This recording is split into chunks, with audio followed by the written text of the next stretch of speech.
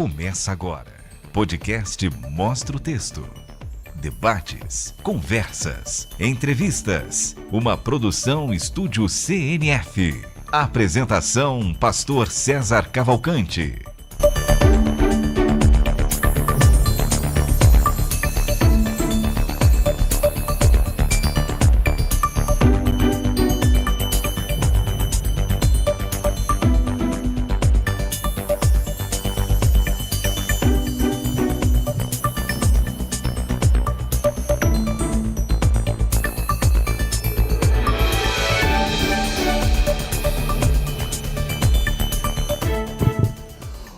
Bom dia na graça e na paz de Jesus. Eu sou o pastor César Cavalcante. Mais uma vez, para a glória de Deus, está no ar mais uma edição do nosso podcast Mostra o Texto. Hoje eu estou devidamente encamisado com a camisa aqui do podcast Mostra o Texto. E você também pode ter uma camisa como esta.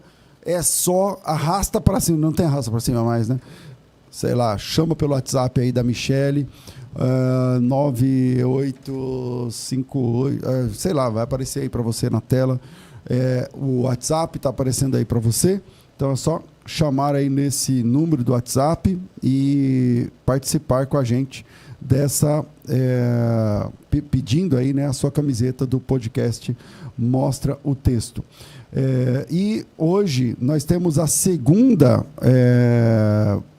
parte da nossa entrevista, do nosso bate-papo com o pastor Cipriano Cassassi, ele que é um cristão, ele é pastor, é cristão africano lá de Angola, e a gente começou a falar sobre as diferenças culturais. Foi uma entrevista muito legal. E nós marcamos lá que teríamos uma segunda parte desse nosso bate-papo, e chegou o dia, chegou a hora. Na técnica do programa está aqui o Cláudio, e hoje a gente vai fazer a segunda parte desse programa muito legal, que muita gente gerou muita curiosidade. Eu já quero começar por uma que ficou por último lá, quando a gente estava terminando. Mas vamos lá com a gente aqui, pastor Cipriano Cassassi. Bem-vindo ao programa Mostra o Texto mais uma vez, meu irmão. Olá, bom dia, pastor César. Bom dia a todos que estão nos acompanhando. Para nós é motivo de uma grande alegria estarmos aqui, e certamente o entusiasmo é acrescido por causa da natureza do assunto que nos traz nesta manhã. Queremos dar, então, continuidade, obrigado, pastor, a abordagem que a gente já havia começado, e trabalharmos as questões da identidade da igreja em Angola, falarmos sobre fé e religião na África e como essas coisas se entrelaçam com a religião tradicional, que é a experiência religiosa pré-cristã dos povos africanos.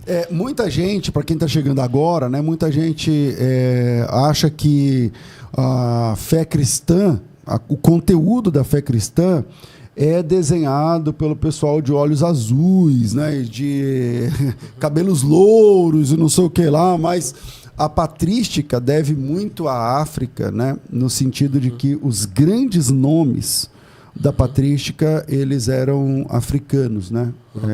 Nem todos eram negros, é verdade, mas muitos africanos. Você tem, por exemplo, Agostinho, né? Todo mundo fala de Agostinho.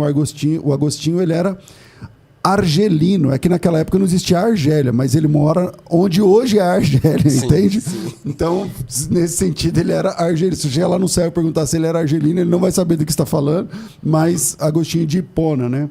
Você tem aí um africano. Você tem Tertuliano, né? O Tertuliano de Cartago é um grande nome, um grande vulto que participa da patrística tanto da igreja no Ocidente quanto da igreja no Oriente. Você tem Cipriano de Cartago também, você tem Orígenes, você tem Atanásio, né? Aliás, Atanásio, de todos esses nomes da patrística, eu tenho nutrido uma simpatia muito grande por Atanásio, porque é através da vida de Atanásio que, no Concílio de Nicéia, para quem gosta de estudar a história, o Atanásio, praticamente sozinho, né, o Espírito Santo, através de Atanásio, sozinho, dá uma volta no concílio inteiro, porque a maior parte já era ariana, entende? Entra no concílio ariano, e é Atanásio o grande defensor da divindade de Cristo, porque os arianos eles não entendem a divindade de Cristo, para eles Jesus não é Deus, e através de Atanásio é que ele vai defender tanto a divindade de Cristo, quanto a distinção de pessoas entre o pai e o filho, né? E isso é o ponto alto para a questão da doutrina da Trindade. E a maior parte não vou dizer a maior parte, mas muitas pessoas importantes no concílio não eram trinitárias. Então, eram pessoas que não eram trinitárias. Então, a participação do grande Atanásio, né? Ele sim era negro, inclusive, não era somente africano, mas também negro. Então, a contribuição africana para a nossa teologia é fenomenal, e fica aí esse ponto para quem perdeu o primeiro dia do nosso bate-papo. Eu lembro quando eu falei isso, muita gente falou, nossa, eu não sabia. A gente fala esses nomes aí, a gente não sabe. Foi muita novidade, né? Inclusive para africanos. Como assim? Sim. O pessoal lá da África também não sabia? Também. Que legal. Isso é significativo. E, pastor, por exemplo, para a gente, começando a nossa conversa, agora, no mês de novembro, houve muitas publicações a respeito da teologia na África, da igreja na África. Falou-se muito da igreja etíope, da tradução da Septuaginta etíope e assim sucessivamente, né? Mas, na minha visão, a gente precisa marcar um passo além dos dados. Por exemplo, quando a gente fala sobre as relações da África com o cristianismo, relações históricas, o cristianismo primitivo africano, falar sobre esses nomes importantíssimos, a grande pergunta é o que isso significa para a África hoje? Qual é a importância disso para a África hoje? Dizer que isso é muito mais do que o levantamento de meros dados históricos. A gente dizer que Agostinho, Cipriano, Atanásio, este nome que o pastor acabou de citar, Tertuliano, enfim, dizer que estes são africanos e eles contribuíram para a formação do pensamento teológico cristão, o que isso significa? Qual o impacto prático disso na vida da igreja africana e até mesmo para a visibilidade do próprio continente africano? Isto é por demais significativo, porque isso é um convite para repensarmos a nossa visão sobre a África, para repensarmos aquilo que é o nosso entendimento sobre este espaço geográfico, histórico e cultural que nós temos denominado de África. Porque paira no imaginário de muitas pessoas de que a África é um espaço improdutivo, quando a gente pensa em questões intelectuais. Isso é verdade. Quando a gente vai pensar sobre a África, e é comum, você é um africano, a gente quer que... É atrasado, né? É então, atrasado. É atrasado culturalmente. Culturalmente. Então, quando a gente pensa isso, por exemplo, você vai ser convidado para pregar em uma igreja.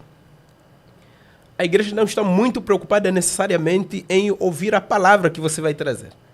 Você é africano? Legal, a gente pode abrir um espaço na nossa liturgia para você cantar uma música, fazer uma coreografia e assim sucessivamente. Então, pensa no africano a partir da dança. Sério isso? Sim. Se você vai pregar numa igreja, as pessoas já querem que você... como é que é? Sim. Música, Dificilmente, pastor, eu vá pregar em uma igreja... e, para além da pregação, eu sou pregue, né? Eu prego, eu canto e eu faço uma coreografia, a pedido da igreja. E você faz? Eu faço em respeito à igreja, ao pedido, não tenho dificuldade com isso, né? Por exemplo, eu estive pregando no começo do ano numa conferência missionária e o tema era para que todos os povos o adorem. E, pastor, interessante que primeira palestra, segunda palestra, a terceira palestra, uma irmã disse para mim, olha, eu estou gostando, mas você não vai falar sobre aquelas coisas da África, sobre o sofrimento que o pessoal passa, sucessivamente. Então, quer dizer, que você está pregando a palavra, mas não é suficiente. Você precisa ecoar aquilo que está no imaginário das pessoas sobre o que é África. Entendi. Então, O que é falar uma pena, sobre... né? Porque é uma pena, porque a pessoa desconhece o tamanho da contribuição da África na teologia, inclusive. Sim. Por isso, pastor, é que eu penso, né? O que significa dizer que todos esses homens são africanos? É um convite para repensarmos a nossa ideia sobre a África. E a contribuição da África. E a contribuição dos africanos. Por exemplo, o que a América contribuiu? Nada. O que a África contribuiu? Entende? Então, por exemplo, a gente fala, por exemplo... Aliás, o que a Europa contribuiu? A Europa contribuiu, mas muito menos, né? Com os primeiros 300 anos da fé cristã. Da fé cristã. Por exemplo, hoje nós temos um contributo, é verdade, né, que a gente não pode ignorar aquele que tem o poder econômico e até mesmo que domina a geopolítica global, né? Hoje a igreja americana dá um contributo extraordinário para a igreja e o avanço da grande comissão. Mas quando eu digo assim para os irmãos que, olha, hoje um dos países que mais envia missionários ao redor do mundo é um país africano, o pessoal fica boquiaberto. Como isso é possível? Qual é o país? A Nigéria. A Nigéria está entre os que... Eu não sabia dessa informação. A Nigéria hoje é a 4ª potência missionária mundial. Que legal, cara. Não sabia disso. Um dos países que mais... Por exemplo, hoje, Londres está infestado de igrejas que são plantadas e dirigidas por missionários nigerianos. Que legal. Então, e a gente vai olhar, assim, vamos dizer, hoje... Eu vejo muito nigeriano na Europa, é verdade. Sim. Também nos Estados Unidos, mas muitos mesmo. Mas eu não sabia dessa contribuição, desse papel de missionário. Assim. Por exemplo, se a memória não me atraiçoa, pastor, hoje nós temos, em primeiro lugar, a grande potência missionária mundial, os Estados Unidos. Dos Estados Unidos, a Coreia do Sul. Da Coreia do Sul, temos o Brasil. E do Brasil temos a Nigéria. Se a memória... Provavelmente temos Singapura, Filipinas, a memória não me ajuda agora. Mas nós temos a Nigéria como uma grande potência missionária. E para dizer que a Nigéria é hoje o país em densidade populacional, em demografia, o país com o maior número de cristãos em toda a África. É a Nigéria. É a Nigéria. A maior parte da Nigéria é cristã ou é muçulmana? Esse é um ponto importante do pastor tocar, porque a Nigéria... hoje a Nigéria está enfrentando um banho de sangue. Hoje há um genocídio cristão acontecendo na Nigéria, nesse exato momento que nós estamos falando. Hoje a população nigeriana ela está dividida. A Nigéria do Norte ela é majoritariamente islã. E a Nigéria do Sul ela é cristã. E isso tem sido um motivo de constantes rivalidades dentro do solo nigeriano. Porque estamos falando de duas religiões que elas têm espírito proselitista e estas duas religiões estão competindo pela hegemonia, pelo domínio do país. E como consequência, nós temos visto um crescente número de atos de violência religiosa dentro da Nigéria. Por exemplo, de acordo com os dados da missão Portas Abertas, no ranking das 7 nações mais hostil ao cristianismo, a sua maioria são nações africanas. Então, quando se fala de perseguição religiosa, a gente vai pensar faixa de Gaza, a gente pensa Palestina, a gente pensa o que está acontecendo ali. Mas a morte de cristãos nesse pequeno espaço geográfico é um ineditismo. A morte de um cristão na faixa de Gaza hoje é algo inédito. De acordo com Portas Abertas, provavelmente morrem, se a memória não me atraiçoa, morrem cerca de 10 cristãos por dia por causa da fé. Na Nigéria? No mundo. No mundo. No mundo. Por dia. Dentre esses 10 cristãos, 9 moram na África. Uau. 9 dos que morrem moram na África. Então, a gente tem hoje uma perseguição gritante na Nigéria, e a perseguição gritante na Nigéria, ela é complexa, porque a identidade étnica e religiosa na Nigéria se fundem. Por exemplo, quando existem etnias na Nigéria que são Islã, a identidade étnica e religiosa, ela está entrelaçada. De igual modo, quando se vai falar sobre cristianismo, e existem raízes históricas desde a colonização britânica, como os britânicos, por exemplo, favoreceram o sul da Nigéria potencialmente industrializado e dominado por cristãos. E isso faz nascer uma certa rivalidade com o norte. Então o norte é mais atrasado em relação ao sul. E o sul é mais moderno, mais avançado, e o sul é o cristão. E o sul é cristão. É predominantemente cristão, enquanto que o norte é predominantemente Islã. Islã. E certamente existe uma razão teológica sobre este avanço das regiões que são... Você já estudou sobre a chegada do Islã na África, naturalmente. Sim. E qual que é a tua análise sobre a islamização do continente africano? Por que eles foram tão eficazes nessa islamização? Essa islamização é diferente da islamização europeia, porque a islamização europeia se dá através da multiplicação. Eles chegam lá e começam a ter filhos, e os filhos já nascem franceses, já nascem ingleses, tal, então são cidadãos europeus. Mas a islamização africana teve a mesma ideia, é a mesma mote ou não? E quando que começa essa islamização? E por que atinge um número tão grande assim? Pastor, por incrível que pareça, uma das grandes forças do avanço do Islã na África é o diálogo. Por incrível que pareça. A gente pensa no Islã a partir da violência. Primeira coisa, quando se fala de Islã, que vem na mente é a violência. Mas o Islã tem uma capacidade de diálogo extraordinária. Por exemplo, o Maomé, a força de Maomé vai se dar na sua capacidade de unificar tribos. O que favorece o nascimento do Islã é exatamente o facto de Maomé vai perceber que existem rivalidades nas tribos, e ele vai se posicionar como alguém que vai ser o elemento pacificador, que vai unificar as tribos.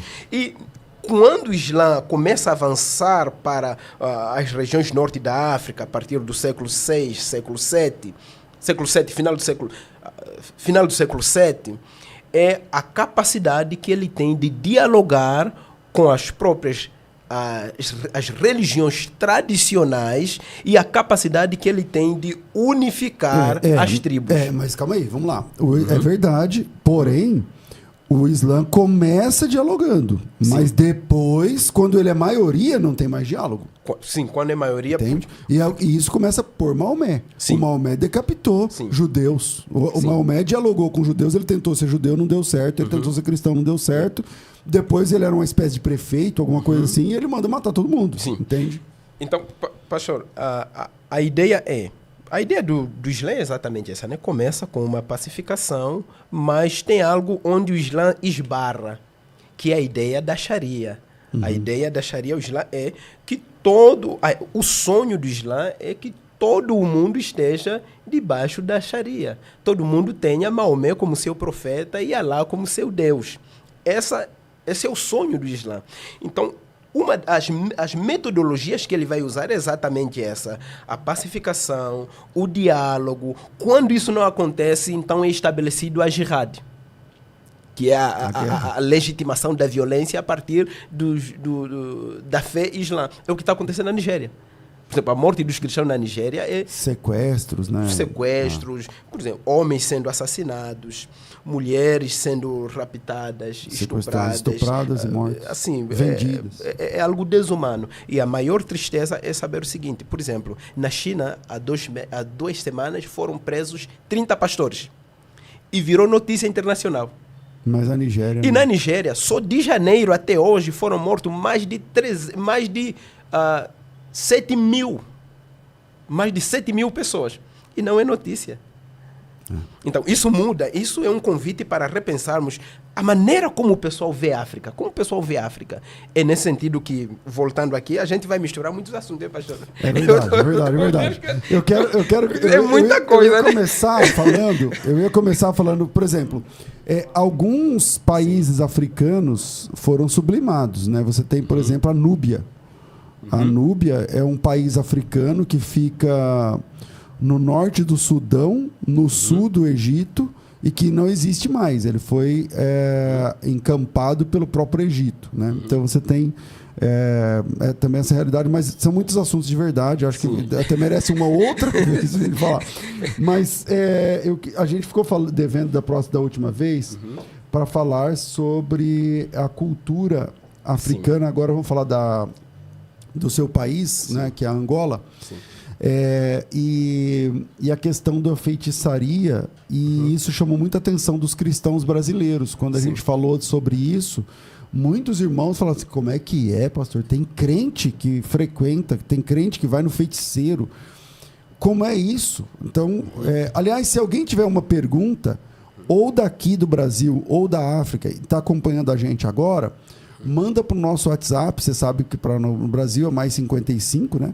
E aí, 11 97417 4129. Mais 55, para quem está fora do Brasil, 11 97417 4129. Você pode mandar vídeo e você pode mandar áudio. Se for da África, eu queria muito que fosse um vídeo, né? Para a gente ver do outro lado do mundo aí. Então, se você é africano, está com a gente aí, manda teu vídeo para cá, mandando a sua pergunta ou a sua opinião, tá certo? Sobre esse nosso bate-papo aqui. Então, eu volto com você para falar agora sobre a África e a feitiçaria. Bom, pastor, a primeira grande realidade que o teólogo africano se debate é como ele lida com o passado não cristão. É como o teólogo africano lida com a problemática dos aspectos religiosos, culturais, que não estão em acordo com a ortodoxia cristã. Então, como o teólogo lida com esse aspecto? O que ele faz com o passado não cristão? O que o teólogo deve agora, como o teólogo enquadra a experiência religiosa tradicional dentro do seu novo contexto de religião e fé cristãos? Esse é o primeiro grande desafio. E, naturalmente... Porque um africano que está lá não tem Jesus, ele vive com o feiticeiro como sendo uma espécie de líder religioso, tal. Seria isso? O primeiro ponto é que o cristianismo, quando chega na África, não cai num vazio religioso.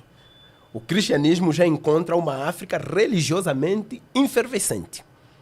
Uma África onde existem crenças muito fortes, enraizadas sobre Deus, sobre divindades, sobre espíritos, sobre adoração, sobre culto, né? Por isso que alguém disse, e eu concordo com ele, que a religião é o aspecto mais democrático entre as sociedades humanas, de tal forma que em uma sociedade pode não existir um sistema educacional, de saúde, saneamento básico e assim sucessivamente bem estruturado, mas existe algo que é comum, a religião. Então, esse é um aspecto democrático entre as sociedades humanas, e a África não é exceção. Então, o cristianismo cai dentro desse amálgama efervescente, religiosamente efervescente. Então, quais são os aspectos do cristianismo que conseguem se enraizar, conseguem sobreviver, conseguem se manter dentro desse amálgama? Certamente, o africano ele vai ser selecto, vai fazer uma seletividade. Por isso é que hoje, por exemplo, um dos grandes problemas da identidade da igreja africana é O que é aceito como verdade na igreja africana, falo de forma genérica, e de forma particular na igreja angolana, não é necessariamente aquilo que é ortodoxamente correto, mas é aquilo que, ao ser ouvido, encontra eco na experiência religiosa tradicional. Por isso é que nós vamos perceber que a ideia de profetas, apóstolos, a ideia de experiências espirituais extraordinárias é uma tônica na igreja africana.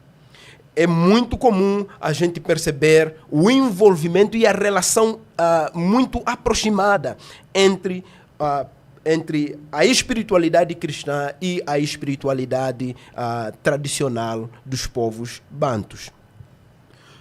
E isso explica por que existem cristãos que, mesmo estando na fé, eles ainda assim recorrem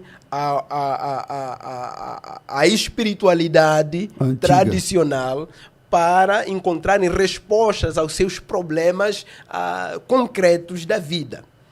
Para o africano, para o banto, para o angolano, não existe a ideia da materialidade rígida, como pensa o Ocidente.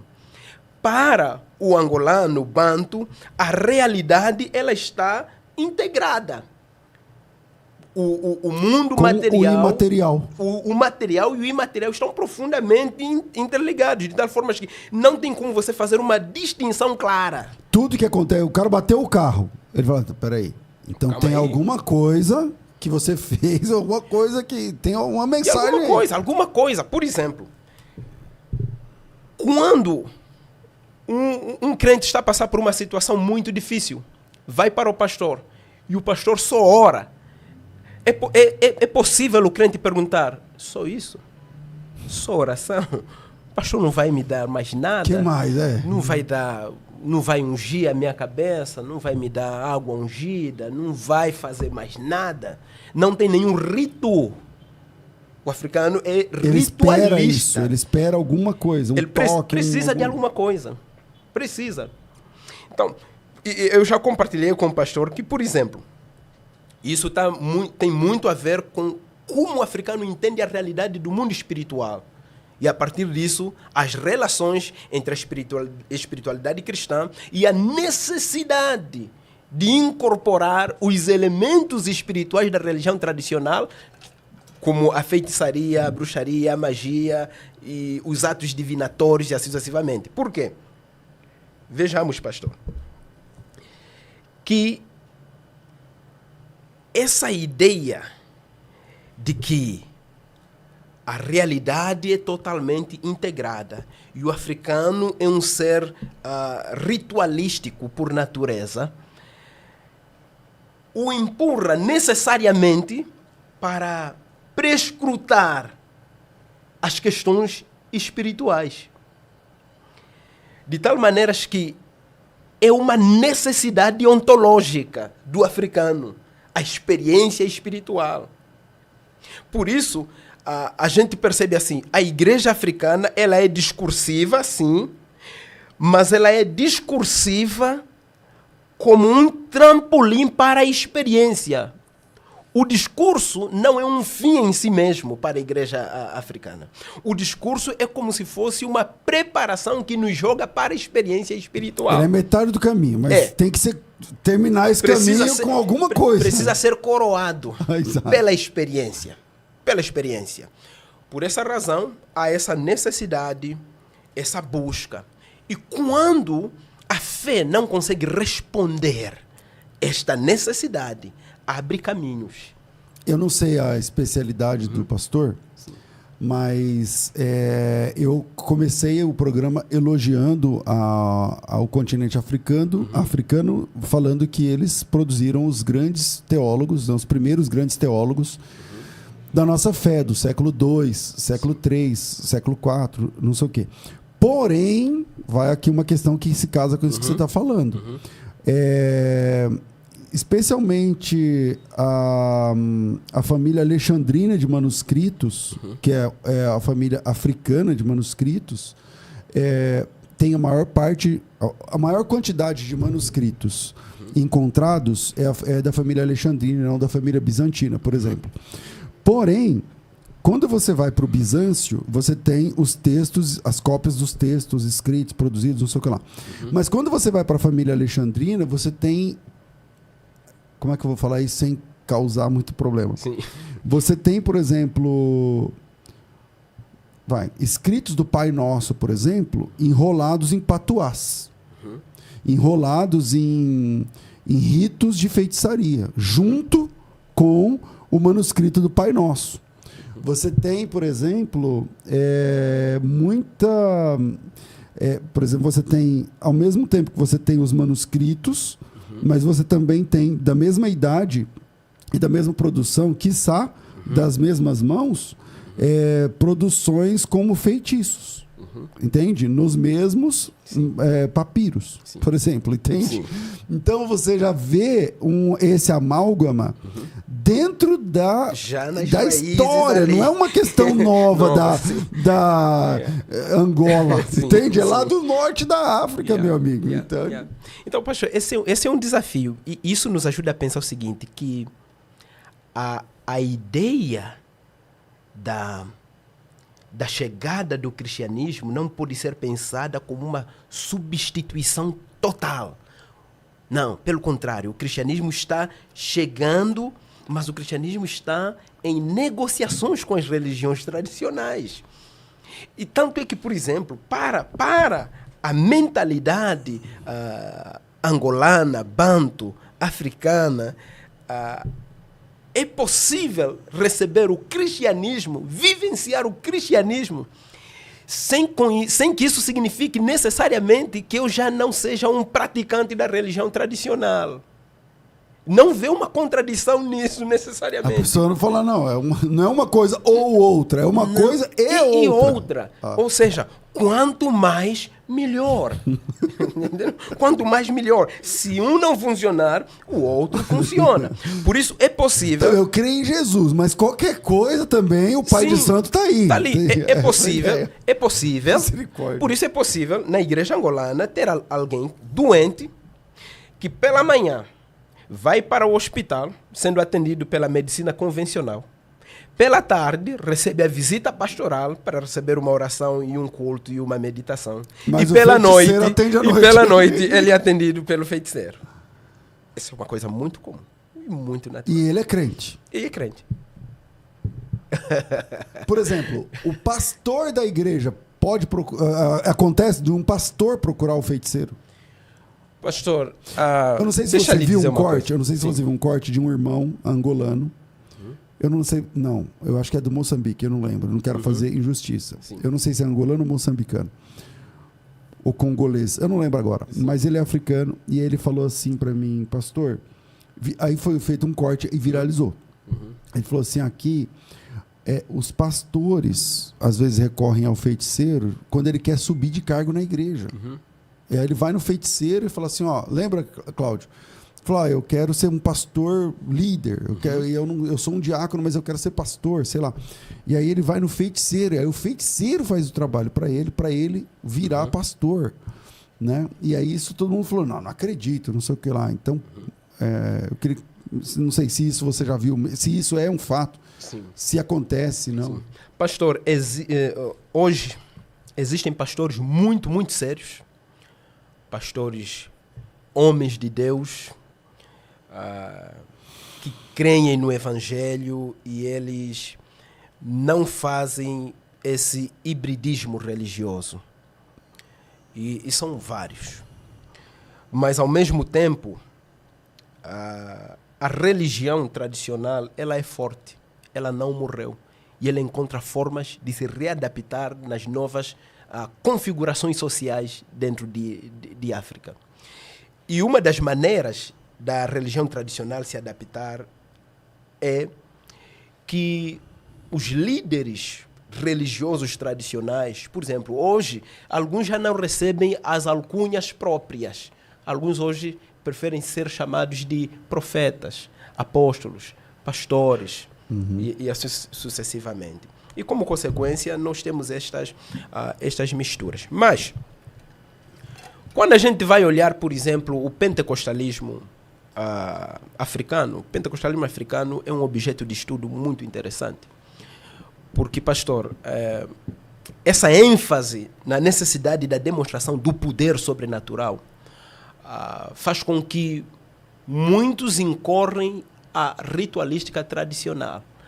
Hoje, em África, há uma onda, passou o tempo da paternidade espiritual, agora entrou a onda do sacerdócio, da impactação sacerdotal. Tá assim lá.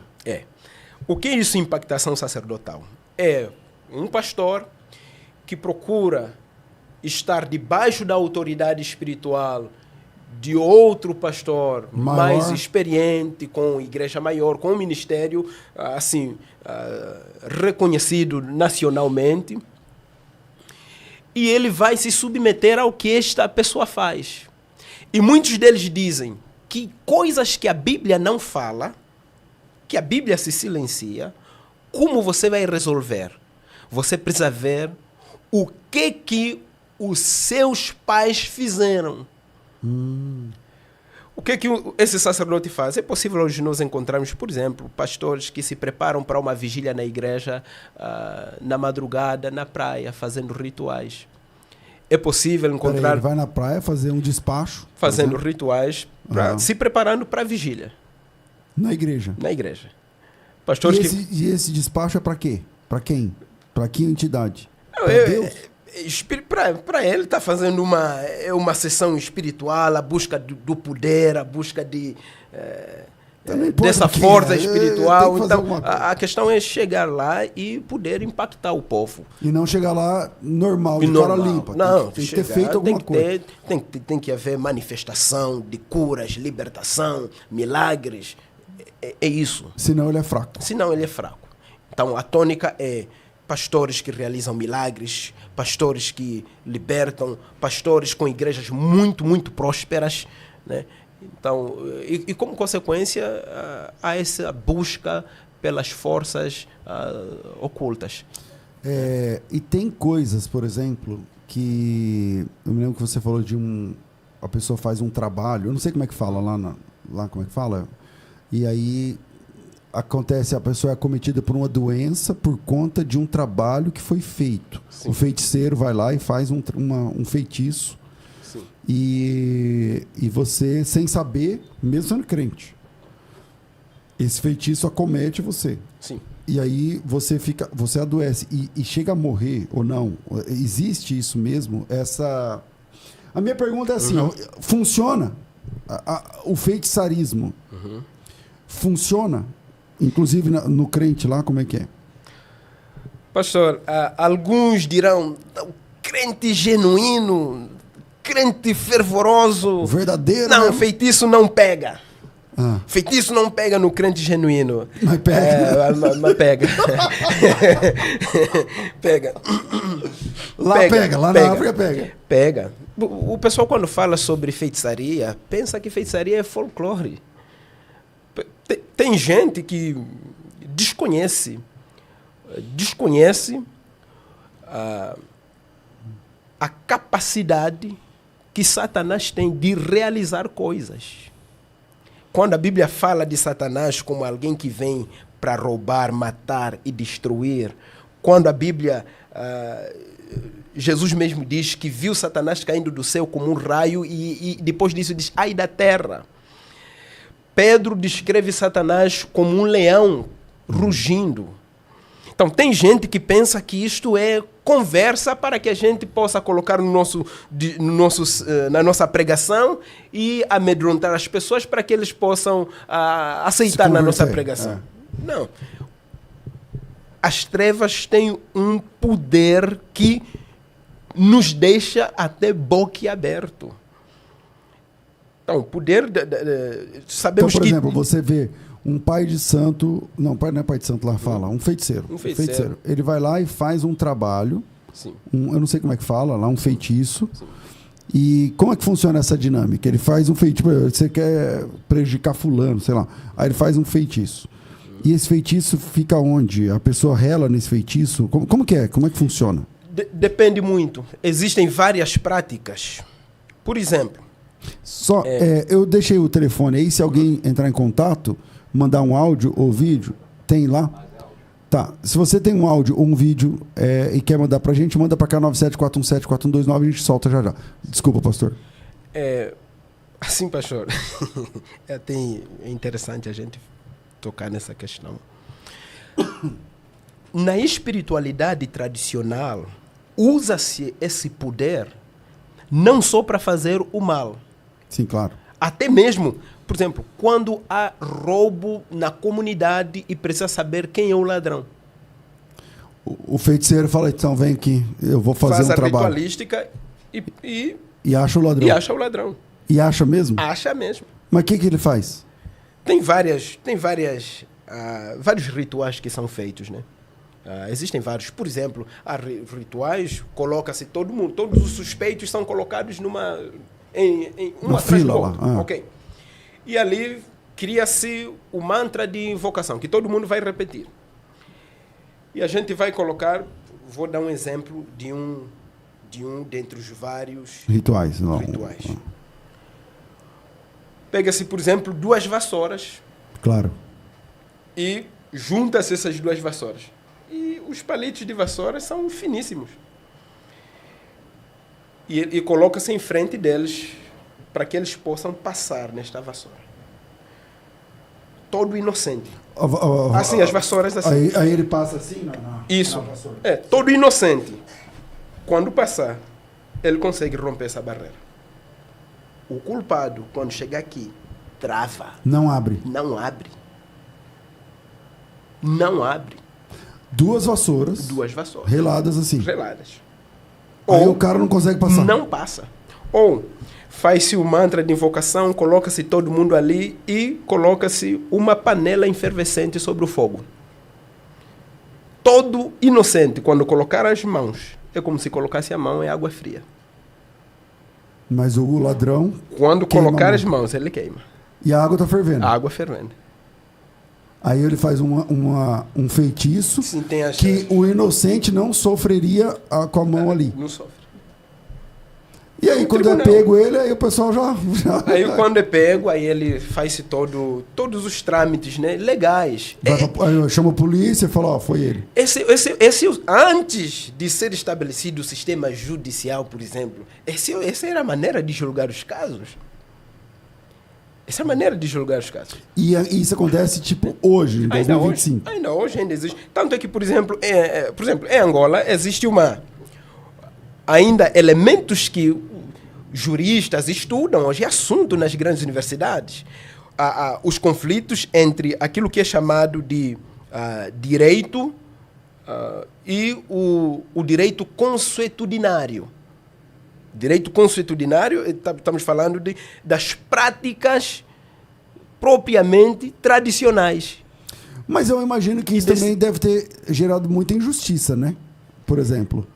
Ou você acha que toda vez funciona e é aquilo ali mesmo? Pastor, falando como africano, vou te dizer, hein, pastor. Não tem justiça. Vou te dizer, hein? Eu vou te dizer, assim, existe muita gente, por exemplo, existem casos, por exemplo, de enfermidade.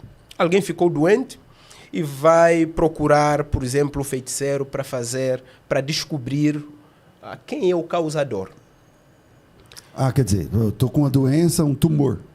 Um tumor. Aí eu vou lá e falo, alguém que fez alguma coisa para mim, é isso? Quem fez isto? Houve muita gente que erra nisso, né? Uhum. Que erra, acusa pessoas inocentes e as injustiças. Mas existem também caminhos. Quando, fulano quem fez isso. Legal, é uma declaração, mas quais são as provas? Existem caminhos que ajudam a chegar dentro do feitiçarismo. Dentro da magia. Então, pastor, quando alguém pergunta, isso acontece? Para uma mente ocidentalizada, isso não cabe. Isso não cabe. Até mesmo para um ponto importante que, por exemplo, o pastor Israel Júnior, acho que na semana passada, ele foi num debate com 20 macumbeiros. Que, inclusive, o pastor fez uma resposta sobre a questão da feiticeira, o caso da feiticeira, né? Que é o Jane Dore. Jane Dore. Por exemplo, num dos comentários alguém disse, é um fato de que aquele que saiu não é o profeta Samuel, que foi magia, que foi manipulação. Na mentalidade ocidental, está resolvido isso. Na mentalidade africana, não. Para eles, aquele texto é o Samuel mesmo, tal, não sei o quê. Não, é Samuel. E, pastor, na verdade, Inclusive o senhor entende que é Samuel, né? Orígenes, Justino Mártir, Agostinho, Os irmãos os irmãos. Toda patrística africana fala isso aí mesmo. Por exemplo, para um africano não tem... É verdade que muito... Isso aqui é importante. Dentro de um contexto onde a gente precisa fazer apologética contra o misticismo, a gente bate na tecla que não, foi manipulação daquela mulher. É impossível que aquela mulher faça uma invocação e um homem que está repousando, um santo de Deus repousando, volte por manipulação. Não é possível. Vai dizer que não é possível. É que assim, né, o texto já começa, não lá em Samuel, mas sim, lá na Torá, eu não lembro qual é o texto, mas está com cara de Deuteronômio, Deus falando assim, que é proibido invocar os mortos. É proibido? É proibido. Se ele proíbe, é porque era possível. Então, nesse sentido, tem aí um caminho, né, para ele trabalhar. E assim, qual é a necessidade de proibir algo que não funciona? Exatamente. Ele proíbe a idolatria. Por quê? Porque tem idólatra. Então, pastor, se o crente, saltando essa parte aqui da feiticeira que surgiu aqui do nada, mas pastor... Na sua interpretação, Samuel lá, é o Samuel que aparece ou é o Samuel? Quem aparece é Samuel, pastor. Você acredita? É Samuel. Foi Samuel quem apareceu. E por exemplo, pastor, eu até... É ousadia eu dizer que foi Samuel. Porque na minha visão, a intenção do texto não é aquela. Dizer se foi Samuel ou não. A intenção do texto é dizer o seguinte, que Saul foi rejeitado. E ele foi rejeitado ao ponto de que nem Deus estava disposto a ouvi-lo. Pronto. Uhum. Penso que a intenção do texto é essa. E a ideia de Saul buscar ouvir a Deus... para mim não é Samuel, mas mesmo assim eu reconheço que muitos irmãos, não estou falando nem dos pais da igreja, que também alguns declaravam isso, mas de hoje em dia entendem que é o profeta Samuel ali também. E eu particularmente eu gostei da resposta do pastor. Lá no texto. O texto de 2 Crônicas diz claramente, né? Que ele não consultou ao Senhor. Isso. Não, eu penso que esse detalhe é significativo para a gente ajudar a amenizar... Apaziguar esse assunto. Né? Que Deus não tem nada a ver com... Mas enfim, esse negócio da feitiçaria, por exemplo, eu sou pastor africano, tem lá uma igreja. Aí você foi acometido por um feitiço que gerou uma doença. Um mal. Sim. Tem nomes, não tem? Fala um nome aí, sei lá. Vamos imaginar, por exemplo... vamos imaginar... Acontece muito a questão de, por exemplo, fechar o ventre de uma mulher para que ela não conceba. E é o feiticeiro. Por exemplo, alguém que não gosta de você, não gosta da sua família, o que ela vai fazer? Um trabalho lá para fechar o ventre. Sem relar em você. Ou tem que tocar em alguma coisa? Depende muito de quais serão as prescrições que serão dadas, né? Pelo feiticeiro. Feiticeiro. Por exemplo, há uma enfermidade que necessariamente a pessoa precisa tocar em alguma coisa. Como é que é o nome? Por exemplo, há uma enfermidade chamada tala. Tem um nome científico. O nome científico mas lá é tala, não sei. Em Angola chama-se tala. No sul chama-se tala. No norte tem um outro nome. E como é que é? O feiticeiro vai lá e faz alguma coisa, pega... O que ele pega para fazer isso? A tala, ela é chamada de mina tradicional. Ela é produzida a partir de vários elementos que envolvem a mistura de venenos de serpente, répteis e assim sucessivamente. E pega-se algum pertence ou alguma coisa da pessoa que eu queira fazer mal, seja uma fotografia, seja alguma coisa. Uma peça de roupa, um cabelo, alguma coisa. Junta-se tudo, ali faz-se toda a mística e isso coloca-se em algum pertence. Vamos colocar no carro. No carro, é alguma coisa... Então, para funcionar, a pessoa tem que tocar Para funcionar, a pessoa tem que nessa tocar. Macumba. Não Tem é macumba, né? Essa feitiço. Tem que tocar. Por exemplo, e a parte do corpo que tiver contato com o objeto... Eu relei o braço. Tocou o bracinho, vai sentir uma picada. Assim, normal. Mas aí, daqui a pouco, se tocou o braço começa a inchar. Inchar e tem uma dor como se fosse uma queimação. Ali nasce uma gangrena e essa gangrena vai comendo a esse carne. membro. E até comer o braço inteiro. Até comer o braço inteiro. Assim, então isso é tala. Isso é tala. Agora. Então não tem uma explicação científica. O cara fez um feitiço. Fez um feitiço. Você relou no feitiço, nasceu um tumor. Sim. E vai matar você. E vai matar você. E não tem remédio, ou tem remédio? Tem algo que você... Eu vou lá no hospital com esse braço. O que acontece? Quando você chegar no hospital, se você tiver contato com um médico experiente, quando ele olhar, vai dizer o seguinte: é tala. Isso é tala. Pode voltar para casa. Conversa com os seus familiares. Porque a medicina convencional não dá conta daquela enfermidade. No hospital? É. Se você encontrar um médico experiente, ele não vai ousar tocar em você. Vai pedir que você vá para casa, converse com os seus familiares. Ou procura um feiticeiro. A medicina convencional, ninguém vai te dizer assim, procure o feiticeiro. Tá.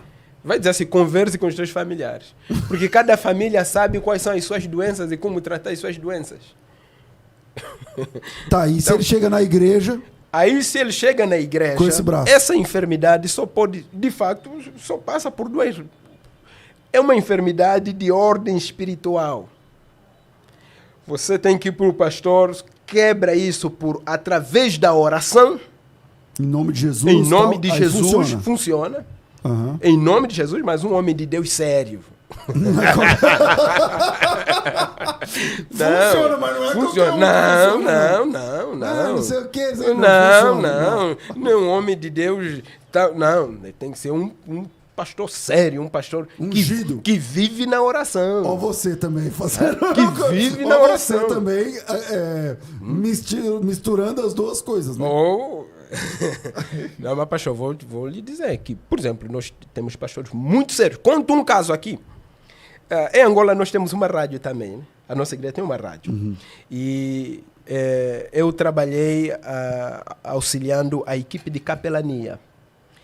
E quando as programações estão acontecendo, igual o pastor César faz, deixando os números ali, e o pessoal que ouve a palavra, precisa de ajuda, liga nesse número. E a gente vai ao encontro desta pessoa. O pastor que estava dirigindo a capelania, o capelão da rádio, um homem de Deus muito sério, pastor Gervásio Cavallo Ngele, um homem muito sério. Toda a cidade, quando sabia que aconteceu um problema de ordem espiritual, todo mundo não tem dúvida quem vai chamar, que é o pastor Gervásio. Um homem de Deus muito, muito sério. Conto que esse homem, certa vez, passou por uma injustiça em uma igreja que ele estava dirigindo. No dia que ele sai da igreja, quando ele deu as costas, um redemoinho chegou e destruiu o templo. Uau.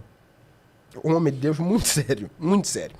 E esse pastor foi chamado para ajudar um homem que estava passando por alucinações, há meses passando por alucinações, ao ponto de que a família teve que acorrentá-lo. Igual o Gadareno. Igualzinho. E foi chamado esse pastor e ele ia de moto, junto com outro auxiliar, catequista Eduardo.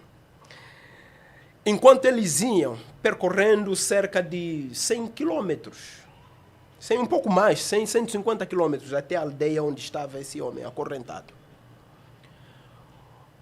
Enquanto eles iam na moto, orando, pedindo a graça de Deus, um homem alucinado. Quando esses dois homens de Deus colocaram os pés lá na aldeia, aquele homem, por detrás da casa, acorrentado, sem ver absolutamente ninguém, ele começou a dizer: os homens de Deus estão vindo aqui. Igual Paulo, quando passou na cidade de... lá de Lídia, lá em... eu sei. Igualzinho, 16. igualzinho. Quando eles chegaram, oraram por aquele homem e aquele homem sarou. Liberto. Então, quando alguém apanha uma enfermidade como essa tala, um homem de Deus sério, Resolve. sério, resolve. E quando não é Resolve. sério, que a maioria não é, né? E Aí, a maioria não é. E quando isso não acontece, todo mundo sabe que tem que recorrer à medicina tradicional. E a medicina tradicional, ela está diretamente interligada com a espiritualidade. Não existe cuidar do corpo sem ou seja, cuidar uma do pessoa espírito. da igreja que foi acometida pela tala, Pela tala. se o pastor não resolve, lá não tem quem ora, não sei o que lá, é melhor ir no feiticeiro, então. Vai morrer se não for. Aí o feiticeiro tira. Aí tira. O feiticeiro chega lá, faz um acordo lá com o feiticeiro e ele tira. E tira. A pessoa cura. E o feiticeiro, ele não fica, ele cobra você de se tornar da religião tradicional? Não. Ou não? Ou ele tá lá. Vem Poxa, o pastor, ele atende. Vem o crente, ele atende. Vem o outro, ele atende. Como que é isso aí? Isso é algo muito interessante, que a religião tradicional banto não é proselitista. Não existe livro, não existe evangelismo, sair para evangelizar, não.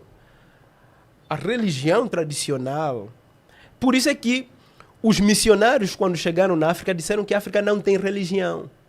Porque eles chegaram na África, não viram templo, não viram nenhum livro, Imagens, não viram nenhuma reunião que se parecia com a igreja. Então disseram, esse povo não tem religião. Mal saber eles que tem sim, né? Que tem. Porque é uma espiritualidade que ela acontece no entorno familiar. É uma espiritualidade muito silenciosa. Então, não tem evangelização, não tem recruta, ninguém vai buscar, opa, vem para... Não existe isso. Então o feiticeiro está lá, ele não quer... E quem se torna feiticeiro? Como que é? Pastor, ele nasce feiticeiro? Hoje, com o desenvolvimento da a tecnologia, as sociedades vão se modernizando. Cursos online de coisa feiticeiro, você... Não existe isso.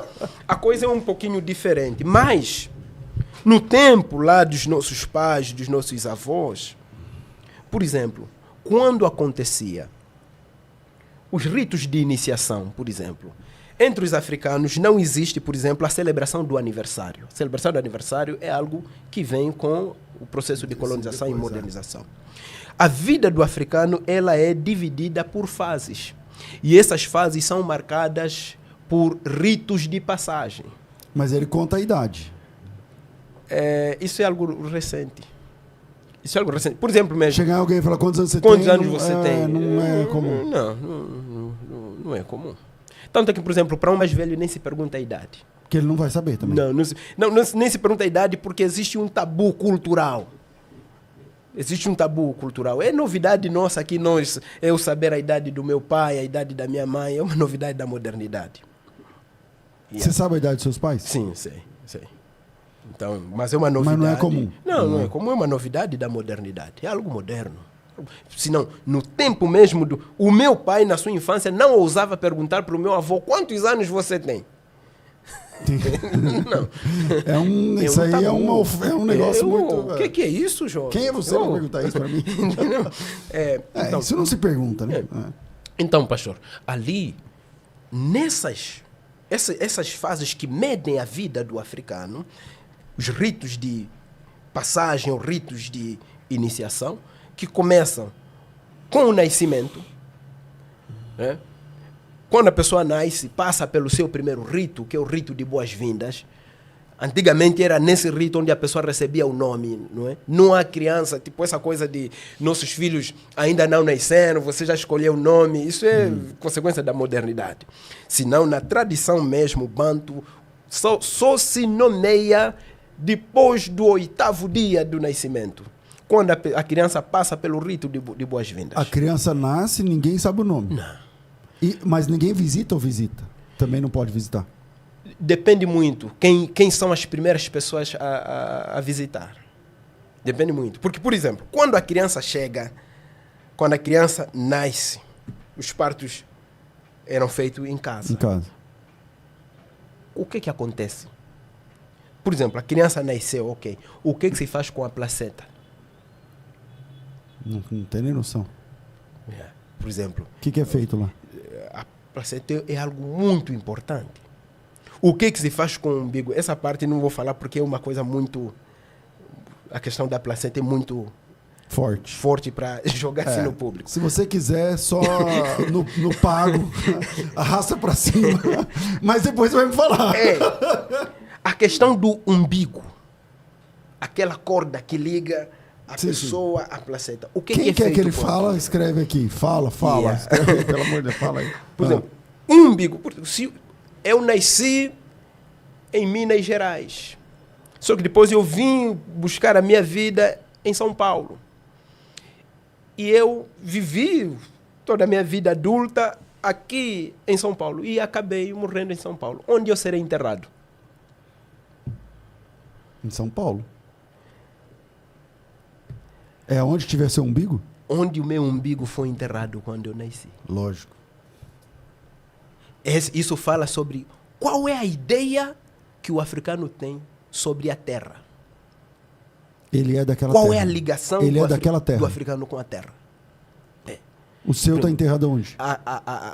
Não, é muito profundo, pastor.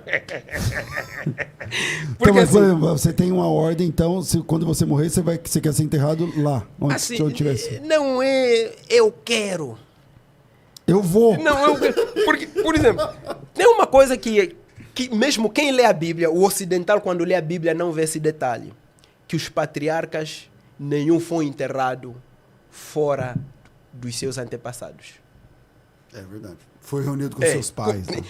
Mesmo a ideia da vida eterna Você no tem Antigo Jacó Testamento. sendo embalsamado para ser levado para... Ele passa pelo processo egípcio, porque ele morre no Egito, mas ele é levado para Macpelá. E a ideia da vida pós-morte, da eternidade, do descanso no Antigo Testamento é esse. O repouso com os pais, essa ideia, vamos assim dizer, da vida eterna no Antigo Testamento é muito forte. Que a leitura da mente ocidental não capta esses detalhes. Não capta esses detalhes. A ideia das genealogias, por exemplo, no Antigo Testamento. Um ocidental pergunta, mas por que genealogia? Por exemplo, um leitor da Bíblia africano, quando encontra genealogia, ele não.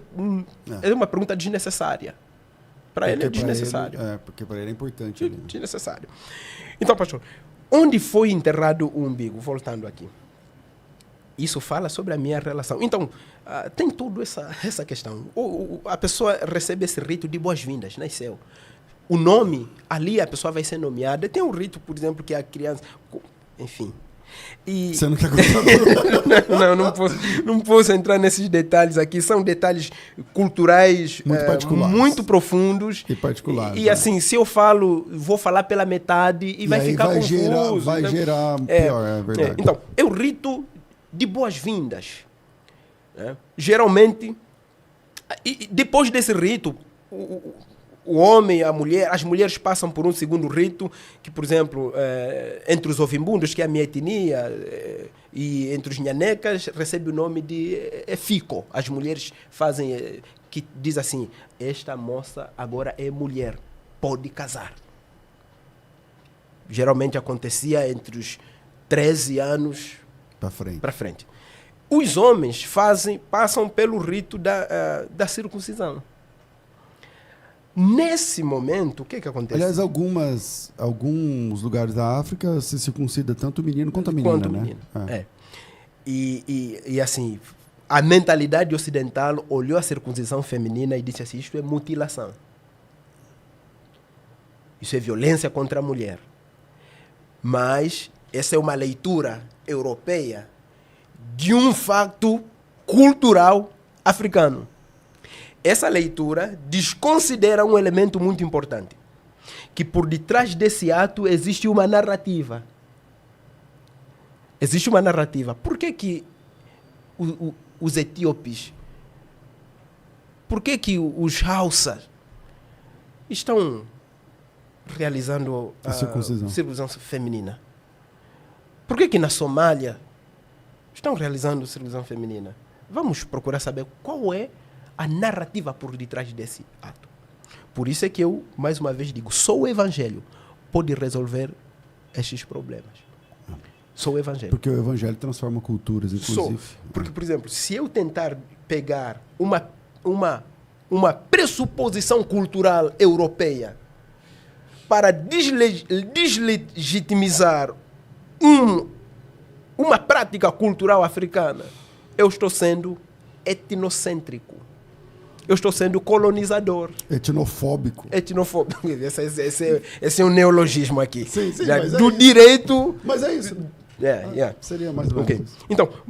Então, só através da Bíblia, quando eu vou procurar falar sobre a dignidade humana à luz do Evangelho, que eu consigo, então, demonstrar que, olha, como o Evangelho nos ajuda a respeitarmos o corpo de uma mulher, a considerarmos o corpo de uma mulher como uma feitura à imagem e semelhança de Deus e que, portanto, como este ato é uma violação à sua dignidade.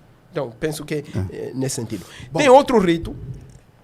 Bom, sim, eu queria colocar o 20. Tem aí perguntas?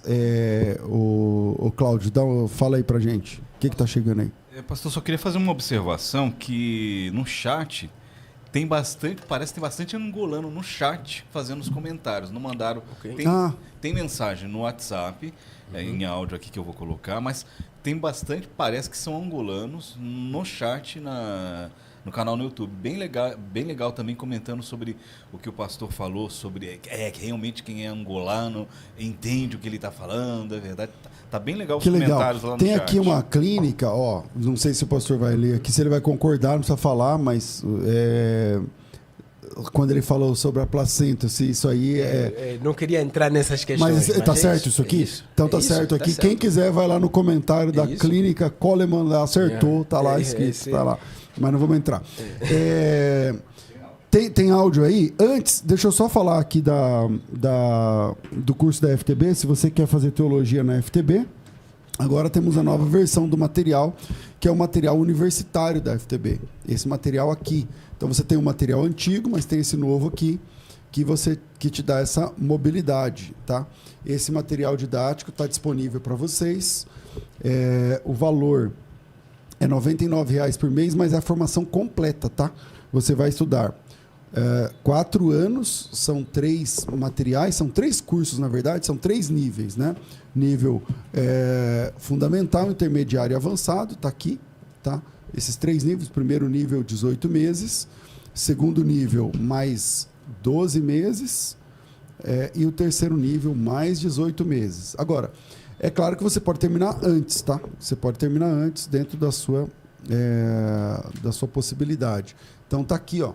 Aqui eu abri logo no hebraico. Então tá aqui o curso da FTB e você pode fazer parte dele pagando apenas 12 parcelas. O valor é R$ 99,00, tá certo? R$ 99,00. Venha participar. Você também, você estuda 4 anos pagando 1 ano só, tá? Passa 12 no cartão. Tem desconto à vista, o material didático está incluso, tem audiobook, videoaulas, mapas mentais, estágio supervisionado, plantão, tira dúvidas. Fez a inscrição, eu não lembro a data exata, mas eu dou uma aula por mês ao vivo para essa turma, tá? Eu dou uma aula por mês ao vivo para essa turma e entrando hoje dá tempo de você pegar a próxima agora desse mês de dezembro, tá? Então, bora engatar a primeira marcha na sua formação acadêmica na teologia? Venha para a FTB, você também. O link está fixado aqui no chat, eu imagino, e também o link está disponível na descrição desse vídeo. É só clicar no link disponível e fazer a sua inscrição, seguir para a sua matrícula. Tá certo? Vamos lá, solta aí a participação do ouvinte. E vamos ver se tem alguém da África falando com a gente aí, vai.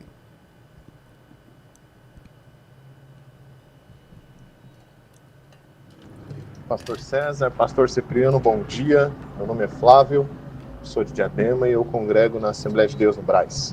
Eu queria tirar uma dúvida. Posso estar enganado no que eu vou dizer, mas até onde sei, Candomblé e Umbanda são religiões brasileiras, fundadas no Brasil. Sendo fato isso que eu estou dizendo, se elas realmente são fundadas, são de origem brasileira, por que se diz que elas são religiões de matriz africana? Qual a relação elas têm com a África? Obrigado, Deus abençoe. Boa pergunta, vamos lá. Excelente. Realmente, a Candomblé, Umbanda, são religiões brasileiras. Elas foram nomeadas aqui no Brasil, elas se estruturaram aqui no Brasil, mas elas acabam sendo alcunhadas por religiões afro-brasileiras ou religiões de matriz africana, porque Candomblé e Umbanda, elas são um amálgama são junção de várias experiências religiosas. Por exemplo, dentro dessas religiões, você vai encontrar elementos das religiões dos povos originários do Brasil, vai encontrar elementos do catolicismo, vai encontrar elementos do espiritismo kardecista e também vai encontrar, os elementos próprios das religiões tradicionais dos povos bantus. Por quê? É impossível compreender as religiões de matriz africanas aqui no Brasil, Candomblé e Umbanda, sem que se conheça o pressuposto por detrás das mesmas. Porque os escravizados africanos, quando foram transportados de África para o Brasil, embora que eles não vieram trazendo bagagem, malas com suas roupas, exclusivamente. Vieram com a roupa do corpo. Nos seus corpos, eles trouxeram as suas histórias, nos seus corpos, eles trouxeram as suas marcas religiosas. E como uma forma de resistência, estando aqui em solo brasileiro, os africanos não deixaram de invocar os seus deuses, os espíritos, os ancestrais e assim sucessivamente. Num ato de resistência à violência própria do período escravocrata.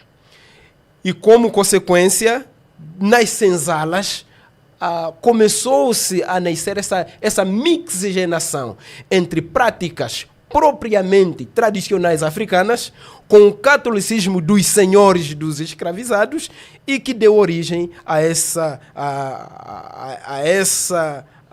cultura religiosa que é conhecida então como Candomblé aqui no Brasil, Umbanda. Na Cuba você tem a santeria, no Haiti você tem o voodoo, e assim sucessivamente. Por isso é que elas são chamadas religiões de matriz africana. No seu substrato está a religião tradicional dos povos africanos. Mais ouvintes temos? Vai. Olá, paz do Senhor, o pastor César, e também o nosso amado pastor Cipriano, da que fala Antônio Diogo, membro da Assembleia de Deus, Ministério Maculusso, Centro Deus é Maravilhoso. Eu gostaria que o pastor Cipriano tecesse alguma consideração referente à perspectiva de muitos afrocratas que apresentam Jesus Cristo como um avatar, tal como existem outros avatares a nível do mundo afora. Estamos a falar, por exemplo, de Maomé, estamos a falar, por exemplo, de Buda, enfim, todos esses que são considerados como avatares da sua circunscrição territorial, e também os afrocratas entendem Jesus Cristo como um avatar. Qual é a perspectiva do pastor Cipriano a respeito disso? E acrescento, e entendem que tudo que Jesus realizou foi ensinado com os antigos espirituais a nível de África. Gostaria que tecesse algum comentário a respeito disso. Até lá, Deus abençoe, estamos juntos. Tá aí, direto da África. O que é um como ele falou? Afrocrata. O que é um afrocrata? O afrocrata, isso nasce do movimento, é um desdobramento do panafricanismo. A partir do final da década de 50, começa um movimento da diáspora africana, um movimento de resgate da cultura, da história dos povos africanos, da valorização da cosmovisão africana, dos modos próprios de viver de África. Esse movimento nasce como um movimento político, um movimento social, um movimento acadêmico, um movimento filosófico. E o afrocrata é o defensor dessa ideia? O afrocrata são aqueles que vão adotar a afrocentricidade, ou seja, trazer de volta a África no centro. Então, a África precisa estar no centro. Então, se a África precisa estar no centro, eles precisam explicar a origem da ciência, a origem da vida, da ciência, a origem da civilização a partir da cosmovisão africana. Isso quer dizer que a África tem o seu Deus, tem os seus deuses, tem os espíritos, tem os seus messias, os seus salvadores. De tal maneira que isso vai fazer com que eles se esbarrem na figura de Cristo. Então, e quem aí, quando Cristo? chega o evangelho, eles falam assim, não. Sim. Então ele é mais um que chegou aí para salvar, mas tem outros também e tal. O afrocrata, ele não nega Cristo. O afrocrata diz o seguinte: Cristo, sim, ele é Messias, mas ele é um Messias dentre outros para os homens brancos, demonstrando uma fragilidade do próprio movimento afrocrata, porque o próprio Cristo nem é branco. Então, assim como os judeus lá na Palestina, os europeus têm o seu Messias, nós africanos também temos os nossos Messias.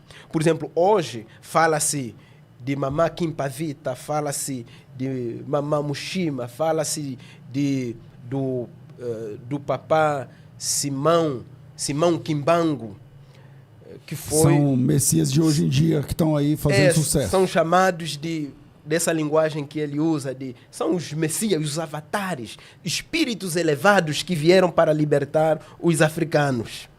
Então, esta é a narrativa do movimento afrocrata, né? Qual é o problema? Já uma sessão apologética, né? Sim, claro. Abrindo. Qual é o problema do movimento afrocrata? Primeiro, começando pelos pontos positivos.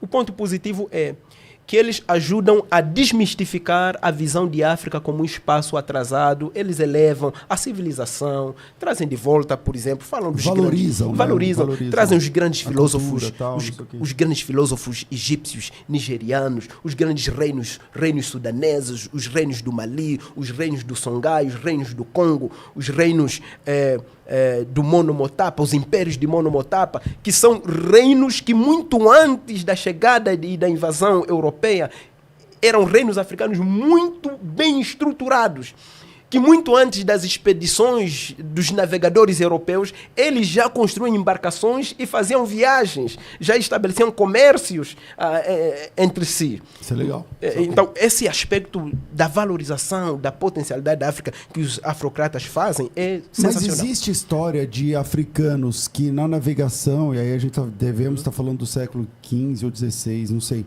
mas que a navegação atravessa o continente africano e a África vai para outro lugar? Ou ela só recebe? Existe, pastor. Existem dados históricos que não são divulgados. Que, por exemplo, que muito antes de Alves Cabral atracar ao Brasil, africanos já haviam chegado aqui no Brasil. Com embarcações. Com embarcações deles mesmos, próprios. São dados históricos. Hoje há um movimento que chama-se, dentro da ciência, né, principalmente nas ciências sociais e humanas, que está a se estudar, que se foca na superação do que é chamado de racismo epistemológico, né? A ideia de que, por exemplo, existem produções de africanos que os títulos foram atribuídos a europeus, brancos, simplesmente porque era... Porque senão não ia funcionar, ninguém ia dar crédito. Agora, é muito... Como é que é a palavra, cara? É uma violência cultural muito grande, né, Cipriano? Porque, por exemplo, como que você, sendo africano, se sentiu chegando no Brasil com toda a história que você já ouvia do Brasil lá na Angola? Porque o Brasil tem dois Brasis, né? Tem o Brasil que é uma terra de braços abertos para o africano e gosta do africano, não sei o que lá, mas tem o outro Brasil que não tem outra palavra, que causou um genocídio de africanos aqui dentro, no mar e lá fora, porque os números de africanos que morriam nos navios negreiros e que ficavam pelo mar eram milhares, quiçá milhões, né? E como que você, sendo africano, lida com essas duas informações? Bom, pastor, eu penso que parte dessas ações é mesmo uma expressão da nossa natureza pecaminosa. A natureza pecaminosa, que ela é resistente ao outro diferente de mim. E, por outro lado, é a desinformação, a necessidade de conhecimento. Por quê? As pessoas não rejeitam você como africano simplesmente porque eles não gostam de você africano. Não. É porque foi construída uma narrativa sobre você africano e essa narrativa te desumaniza. Isso. Exatamente. Então, o que a pessoa faz é uma expressão simplesmente dessa narrativa. Então, o que a gente precisa fazer? Que se torna cultural. Que se torna uma cultura. Por exemplo, você tem aqui no Brasil, digo isso com vergonha por ser brasileiro nesse momento, porque aqui no Brasil, por exemplo, até século passado, poucos anos atrás, o negro ele tinha que tirar o chinelo para entrar na igreja. O branco podia entrar de sapato, mas o preto ele tinha que tirar o sapato para poder entrar na igreja. Aqui no Brasil, não estou falando de coisas americanas, Estados Unidos, que tinha segregação, não sei o que lá. Aqui. E me dá vergonha, cara, falar isso, mas tá nos anais da história, né? E aí essa pergunta, né? Como que você se sente quando você vem para o Brasil, que tem essas duas histórias? Por um lado é o braço aberto, porque eu acho que você se sente muito querido aqui, né? O Brasil gosta muito, né, da cultura africana, não sei o que lá, não sei o que lá, mas também tem esse outro Brasil, né, cara? Pastor, eu digo assim, o Brasil é um país acolhedor. Verdade. Muito acolhedor. Eu cheguei no Brasil, eu fui muito bem recebido. Muito bem recebido. Por exemplo, tem casas que eu fui acolhido, comi, dormi, fui apoiado até financeiramente por pessoas que nem sabiam da minha história, simplesmente me encontraram e saberam, eu necessito, e estender as suas mãos. E isso é algo que não só parou em mim e não começou comigo. Assim, quando nós sentamos, nós gostamos de convidar, temos uma associação de angolanos, e geralmente angolanos e africanos, sim, tem gente de todo o canto de África. E nós gostamos de convidar propositadamente os nossos amigos brasileiros, porque nós gostamos de, na nossa sessão de testemunhos, contar esses fatos, para dizer o seguinte, que no meio de muita violência que nós sofremos por parte de alguns brasileiros, existe muita coisa boa que nós estamos recebendo de brasileiros. É boa, né? Mas você já sofreu algum tipo de discriminação? Você já percebeu isso? Várias vezes, pastor. Me conta uma. Várias vezes.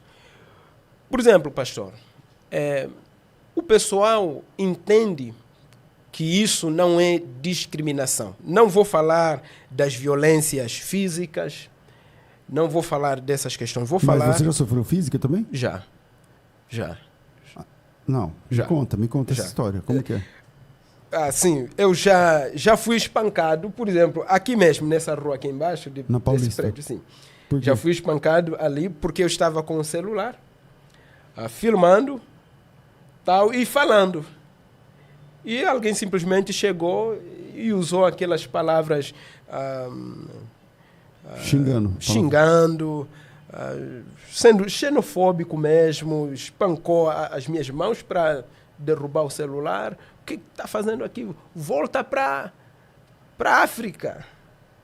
Assim, uma vez, já fui barrado de entrar na minha formatura, não vou falar qual universidade, uma universidade cristã. Fui barrado de entrar na formatura. No dia da sua formatura? No dia da minha formatura. Você formando? Eu me formando, cheguei e na segurança disseram para mim, não pode entrar, está acontecendo a formatura. Sim, eu vim para a formatura, junto com o meu pastor, o meu pastor brasileiro. Que é branco? Ou não? O meu pastor, ele é baiano. O pastor que me recebe. Então é mais ou menos. É mais ou menos. Então, não pode entrar. Tem que abrir e-mail. Tive que abrir o e-mail mostrando o convite para a formatura de uma universidade conceituada, não cristã. Falo por questão de ética, cristã, e eu fui barrado. Mas eu entendo por quê. Depois, quando eu gosto de usar esse exemplo quando eu falo nas minhas aulas de ética pastoral, por incrível que pareça, no seminário de aula de ética pastoral, e eu uso essas experiências e eu conto no seminário, e eu gosto de falar para os meus alunos, vamos contar quantos pastores pretos você conhece da denominação tal. E não chega a 5. Só não falo o nome. E falando sobre essas violências simbólicas. Por exemplo, alguém olha para você africano, ele te aceita como tudo. Servindo em uma igreja, eu desempregado, com todo o currículo que você tem, sem desmerecer qualquer profissão. Alguém vai dizer o seguinte, Cipriano, tem um trabalho para você. Qual? Eu tenho um amigo que ele é construtor e precisa de um auxiliar. Você topa? Eu topo. Aqui no Brasil já trabalhei de tudo. Para poder estudar. Para poder estudar, para poder me manter. Isso aí. E tal. Por exemplo, se na empresa dele tiver uma vaga, uma corporação, por exemplo, uma vaga de caráter administrativo, ele não pensa em você. Não pensa. Ele pensa em você para o braçal. Braçal. Quando pensa em braçal, é o preto. É você. É você. E aquela ideia de que você é um africano... É uma discriminação estrutural que a pessoa não percebe. Ela né? não percebe. Ela acha... Por exemplo, por que me convida numa igreja e diz assim, você pode cantar, você pode dançar, pode fazer uma coreografia? Pastores que vão me convidar, não se sintam mal em me fazer esse pedido. Mas... É caricato, né? Por detrás disso está o seguinte, eu ainda não aceito um preto como intelectual. Como alguém que o que ele traz para a nossa igreja hoje é o capital doutrinário. O capital teológico. Ele tem que trazer folclore. Eu preciso do capital divertimento. Ele tem que trazer... Alegra a nossa igreja. Pode vir alegrar a nossa igreja. Quando a gente pensa cultos missionários. Há uma caricatura nas igrejas. Culto missionário. Qual é o culto missionário em nossa igreja? O culto missionário é aquele culto onde algumas pessoas vão se vestir de forma caricata, né? tal. Não que isso seja aquelas ruim, roupas coloridas, de africano. Mas, por exemplo, isso é um esvaziamento da própria cultura. Porque, por exemplo, quando o africano se veste de colorido, ele não se veste de colorido só porque é bonito. As cores, existe por detrás dessas cores todo um simbolismo que as pessoas simplesmente não estão nem ali. Então, temos quais esse problema. Simbolismos, por exemplo? Por exemplo, as cores branco, por exemplo. A cor branca tem todo um simbolismo. A cor vermelha, amarela, preto tem todo um simbolismo. Por exemplo, há uma roupa que ficou comum aqui no Brasil, que é o samacaca. Né? O uso do samacaca. Não sei o que é isso. O samacaca, ele tem dois fundamentalmente, que é uma vestimenta branca e preta. Tem um samacaca branco e preto. E tem outro samacaca que é colorido. Cores muito vivas. Fortes. Geralmente, nos povos bantus, os trajes servem para identificar, não é só para cobrir o corpo. Primeiro, os trajes servem para apontar classe. Classe. Os trajes apontam até profissões. Do que essa pessoa se ocupa. Você olha pela roupa, você já sabe. Já sabe. Pelas cores, as tonalidades. Quanto mais colorida, quanto mais viva, aponta abundância, prosperidade. Mais próspera a pessoa. Não sabia disso. Não, assim, e entre outras, e tem roupas, por exemplo, em eventos importantes que roupas são utilizadas, e assim sucessivamente. Cerimônias porque importantes. A maioria tem tipo 2 cores, tá, mas aí tem de mais cores. Tem de mais cores, as estampas, por exemplo. Quais são estampas propriamente femininas? Quais são as estampas propriamente masculinas? Quais são as estampas para, por exemplo, estaremos indo, vamos fazer um alambamento, por exemplo. O alambamento é a cerimônia para a entrega do dote. Quais são os tipos de vestimenta? O que a mãe da noiva se veste nesse dia? O que a mãe do noivo se veste nesse dia? Quais são as cores? Entendi. Tudo isso é uma narrativa. Então, colocar essas roupas no culto de missões é bonito, mas esvazia, o sentido empobrece o sentido cultural das questões africanas. Então, pastor, voltando para a questão... Quer dizer, equivale para nós, né? Então, pensa assim, a menina, quando vai casar, ela veste aquela roupa de noiva, não sei o quê. Tá? Imagina, ela vai para outro país, aí chega lá, ela se veste de noiva para ir no culto de missão. Aí você fala assim, entendeu? Então é fora de contexto, empobrece, né? Empobrece. Fora do contexto. Tem mais algum áudio, por favor, Cláudio? Vamos de último, porque eu tenho que terminar. Senhor Pastor César, Pai Senhor Pastor Cipriano, bom dia para os pastores, que Deus em Cristo possa abençoá-los. Estou dando um bom dia porque aqui onde estou são amanhã. 10 horas ainda, 10h14, para ser mais preciso, e a minha fala é o seguinte: eu sou um presbítero da Assembleia de Deus, sempre fui, mas quando no Brasil eu participava muito de orações no monte. E nessa época que nós participávamos muito, certa feita nós fomos orar num monte diferente, onde nós tínhamos que passar primeiramente num terreiro de macumba, dentro da mata. E nisso, entramos lá dentro, vimos muitos despachos, muita obra de macumbaria, a gente oramos com imposição de mãos, desfazemos aquela obra, aquilo que foi feito para prejudicar a vida de pessoas, e seguimos a nossa caminhada e fomos para o nosso monte orar. Foi uma bênção.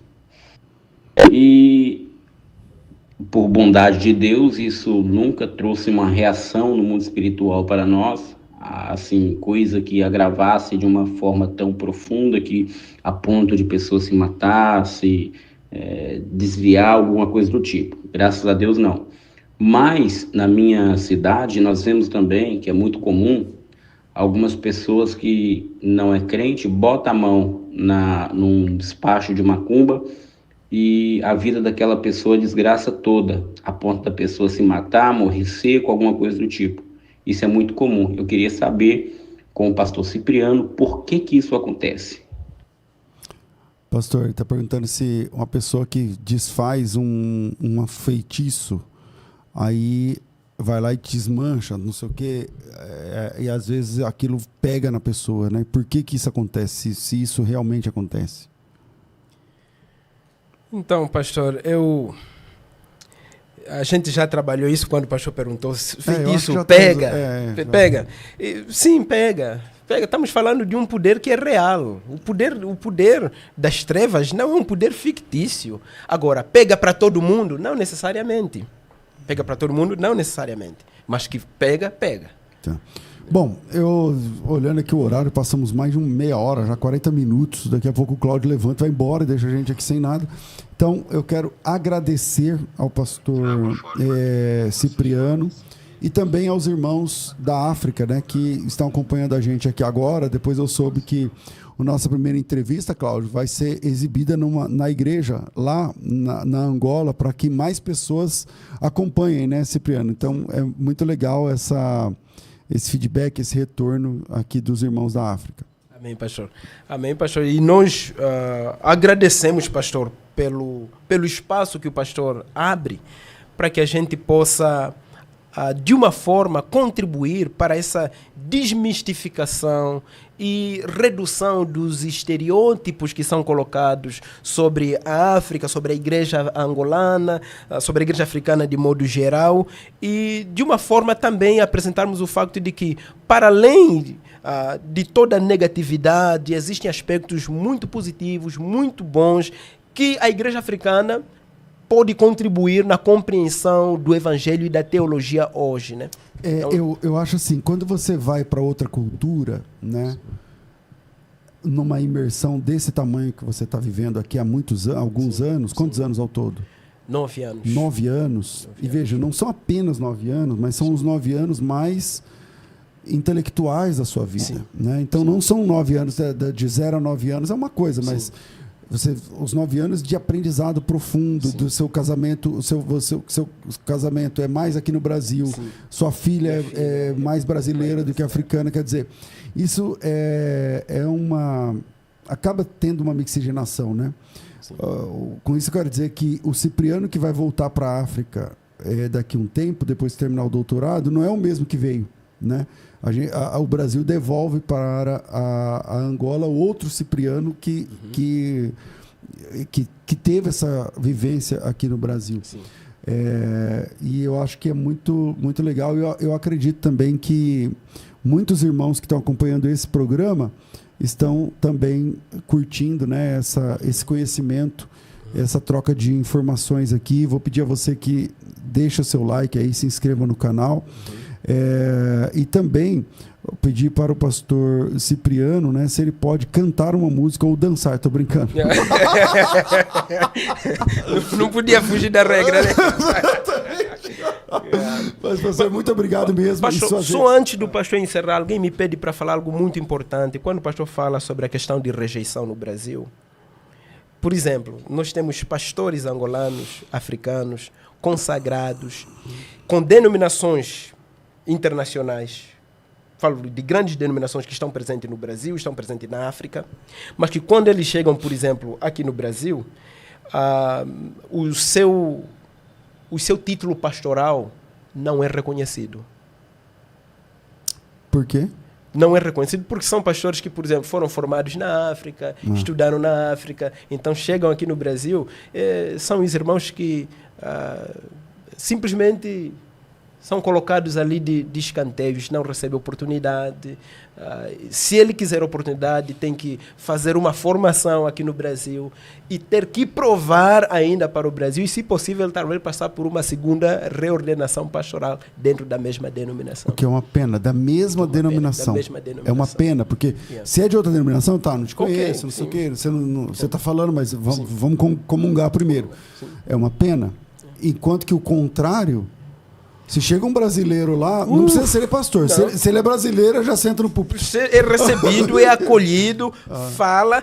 Pastor, uma das coisas que a cultura banto sabe fazer é recepcionar. O pastor César daqui a pouco vai para Angola e o pastor César vai ter essa experiência do pastor César pregar e terminar a sua pregação e o povo ter gostado da sua pregação e dizer o seguinte: tem mais uma pregação? Por favor, prega de novo.